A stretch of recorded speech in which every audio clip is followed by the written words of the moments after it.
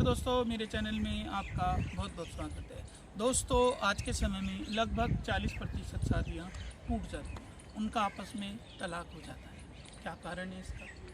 दोस्तों, शादी में आज के समय में हम अपनी हैसियत से कई गुना ज़्यादा पैसा खर्च करते हैं। लोग इसमें हज़ारों, लाखों, करोड़ों, खरबों रुपए तक खर्च कर देते हैं। लेकिन कई बार ऐसा देखा गया है कि लड़की शादी के अगले दिन अपने पिता के घर वापस आ जाती है। क्या कारण है इसका? क्या लड़की का आत्मसम्मान, सेल्फ रिस्पेक्ट सर्वोपरि है? उसे दोनों परिवारों के, दोनों खानदानों का आपस में जो नुकसान हुआ उसके बारे में उसे नहीं सोचना चाहिए? दोस्तों, शादी जो है दो आत्मा, दो शरीर, दो व्यक्ति का मिलन नहीं है। ये दो खानदान, दो स्टेट और कई बार तो दो कंट्रियाँ और कई बार तो ये दो सभ्यताओं का मिलन हो जाता है और शादी के बाद एक नई सभ्यता विकसित हो जाती है। शादी को हमें हल्के में नहीं लेना चाहिए। आज जब हम शादी की बात करते हैं तो हम सबसे पहले अपने कास्ट के अंदर लड़का या लड़की ढूंढते हैं। हिंदू धर्म में परंपरा है कि जाति एक होनी चाहिए लेकिन गोत्र अलग अलग। बाकी धर्मों में भी लगभग ऐसा ही हिसाब है। हम शादी करते हैं अपनी जाति में, अपने धर्म के अंदर करते हैं, उसके बाहर हम नहीं जाते।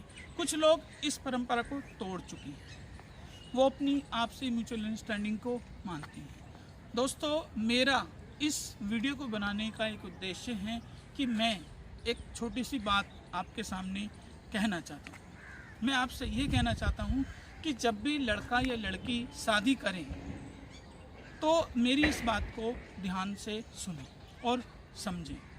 शादी करने से पहले लड़की और लड़के को एक दूसरे के परिवार और ख़ानदान को अच्छी तरह या थोड़ा थोड़ा समझ लेना चाहिए। उनके रस्म रिवाज, उनकी कल्चर, उनकी परंपरा को समझ लेना चाहिए। हो सके तो लड़की को लड़के के परिवार वालों के साथ रहना चाहिए और लड़के को लड़की के परिवार के साथ रहना चाहिए ताकि वो एक दूसरे को समझ सकें।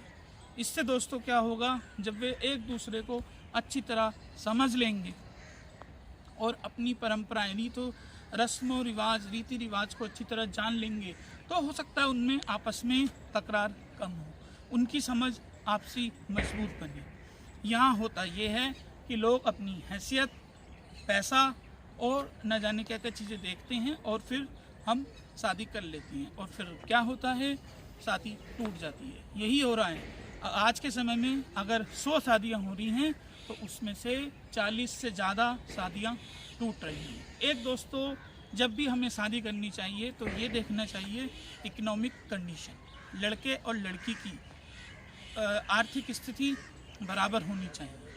हो सके तो लड़की की लड़के के मुकाबले थोड़ी आर्थिक स्थिति कम होना चाहिए और अगर हो तो बहुत अच्छा है, लेकिन अगर ये नहीं है तो आगे जाके इसी बात पे तकरार होती है, क्योंकि हमारा जो लाइफ स्टाइल, जो रहन सहन है वो हमारी इकोनॉमिक कंडीशन के ऊपर डिपेंड करता है।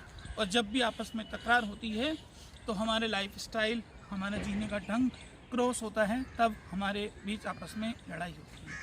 एक तो हमें शादी के बीच में, शादी करते वक्त ये देखना चाहिए कि लड़के और लड़की की इकोनॉमिक कंडीशन लगभग बराबर हो सके तो लड़की की इकोनॉमिक कंडीशन थोड़ी कम होनी चाहिए।